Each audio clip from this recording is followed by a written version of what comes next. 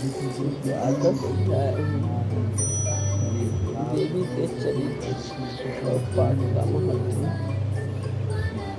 मैं 3 नेत्रों वाली दुर्गा देवी का ध्यान करती हूँ। उनके श्री अंगों की प्रभा बिजली के समान है। वे श्री के कंधे पर बैठी हुई भयंकर प्रतीत होती हैं।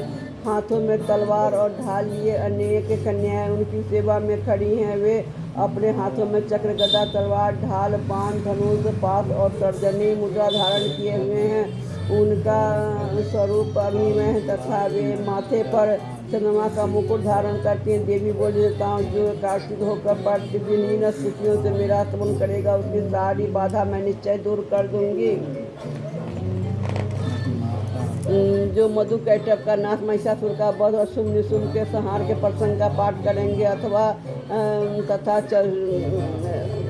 अष्टमी, चतुर्दशी और नवमी को भी जो एकाग्रचित हो भक्ति पूर्वक मेरे उत्तम महात्म्य का श्रवण करेंगे, उन्हें कोई पाप छू नहीं सकेगा। उन पर पाप जनित आपत्तियां भी नहीं आएगी। उनके घरों में कभी दरिद्रता नहीं होगी तथा उनको कभी प्रेमी जनों के बिछोह का भी कष्ट नहीं भोगना पड़ेगा। इतना ही नहीं, उन्हें शत्रु से, लुटेरों से, राजा से, स्वस्थ से, अग्नि से तथा जल की राशि से भी कभी भय नहीं होगा। इसलिए सबको एकत्रित होकर भक्तिपूर्वक मेरे इस महात्म्य को सदा पढ़ना और सुनना चाहिए। यह परम कल्याणकारक है। मेरा महात्म्य महामारी जनित समस्त उपद्रव तथा आध्यात्मिक आदि तीनों प्रकार के उत्पातों को शांत करने वाला है। मेरे जिस मंदिर में प्रतिदिन विधि पूर्वक मेरे इस महात्म्य का पाठ किया जाता है, उस स्थान को मैं कभी नहीं छोड़ती। वहाँ सदा मेरा सन्निधान बना रहता है। बलिदान, पूजा, होम तथा महोत्सव के अवसर पर मेरे इस चरित्र का पूरा पाठ श्रवण करना चाहिए। ऐसा करने पर मनुष्य विधि को जानकर या बिना जाने मेरे लिए जो भी बलि, पूजा, होम करेगा, उसे मैं बड़ी प्रसन्नता के साथ ग्रहण करूंगी।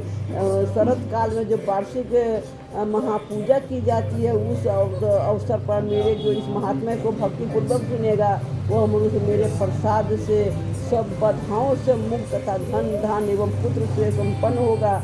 इसमें तनिक भी संदेह नहीं है। मेरे इस महात्म्य से मेरे प्रादुर्भाव की सुंदर कथाएं तथा युद्ध में किए हुए मेरे पराक्रम को सुनने से मनुष्य निर्भय हो जाता है। मेरे महात्म्य का श्रवण करने वाले पुरुषों के शत्रु नष्ट हो जाते हैं। उन्हें कल्याण की प्राप्ति होती है तथा उनका कुल आनंदित रहता है। सर्वत्र शांति कर्म में बुरे सपन दिखाई देने पर तथा ग्रह जनित भयंकर पीड़ा उपस्थित होने पर मेरा महात्म्य श्रवण करना चाहिए। इससे सब विघ्न तथा भयंकर ग्रह पीड़ाएं शांत हो जाती हैं और मनुष्यों द्वारा देखा हुआ दुख सपन सुख सपन में परिवर्तित हो जाता है।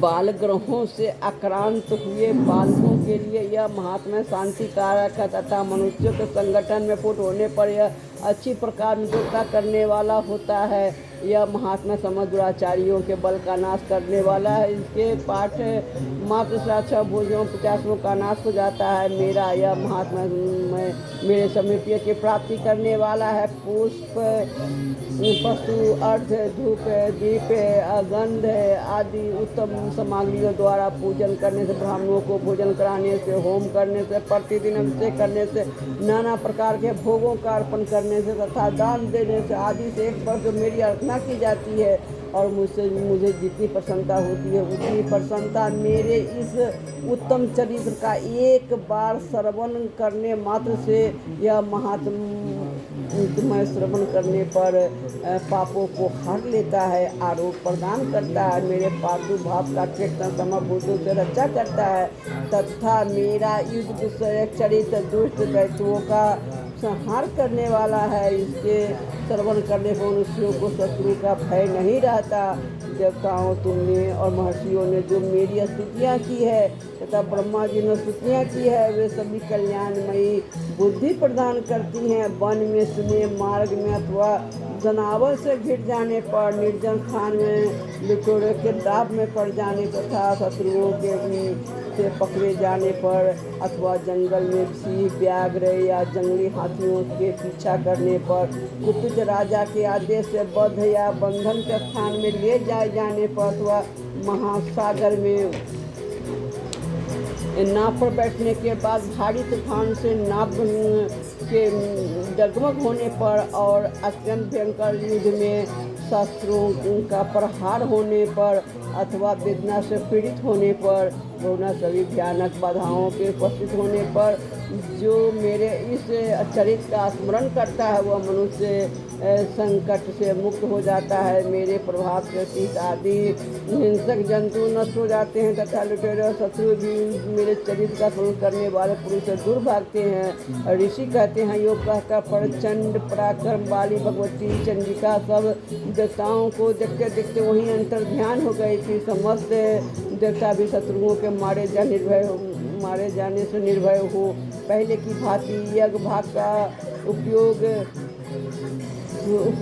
करते हुए अपने अपने अधिकार का पालन करने लगे। संसार का विध्वंस करने वाले महाभयंकर दुर्पराक्रमी देवशत्रु शुंभ तथा महाबली निशुंभ के युद्ध में देवी द्वारा मारे जाने पर शेष दैत्य पाताल लोक में चले आए। राजा इस प्रकार भगवती अंबिका देवी नित्य होती हुई भी पुनः पुनः प्रकट होकर जगत की रक्षा करती हैं। वे ही इस विश्व को मोहित करती हैं, वे ही जगत को जन्म देती है तथा वे ही प्रार्थना करने पर संतुष्ट और विज्ञानियों समृद्धि प्रदान करती हैं। राजा महाप्रलय के समय महामारी का स्वरूप धारण करने वाली ये महाकाली ही इस समय समस्त ब्रह्मांड व्याप्त हैं।